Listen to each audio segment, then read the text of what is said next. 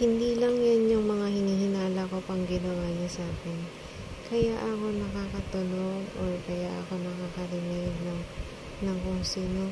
I mean, hindi yung hallucination na sinasabi niya. As in, nakadinig ako ng tao, ganyan. Na yung tao na yun ay naaalala ko nung high school ako, tuwing madaling araw. Ang akala ko sa kanya ay isang normal na external noise. Yun pala, hindi siya basta access. Hindi niya kami basta in-access or whatever. Baka akala niya,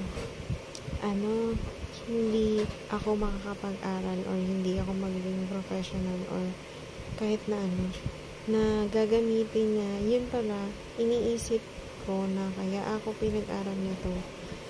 Pwede niya akong gamitin. Pero kasi may nakadiscover may nakadiscover sa niya, sa ginagawa niya.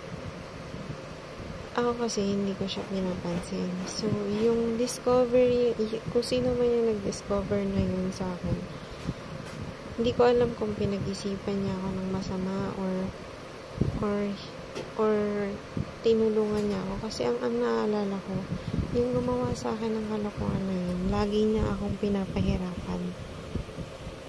Na kada magpoproseso ako ng ganito, pinapahirapan niya ako. Pinapatagalan niya lagi yung proseso. Lagi akong hirap na hirap pa. Alam mo yung paghihirap ko, na sana madali lang yung process na to na makuha to. Pinapahirapan niya para sa akin. Tapos, minsan may instance na ang bilis lang diba, nito, ang bilis lang. Ano ba yan? Paliman to? Pwede ko kami sobrang bilis lang. Sabi ko, magaan na yung pakiramdam ko dito Kasi eto, lagi niya akong sinasabotahe.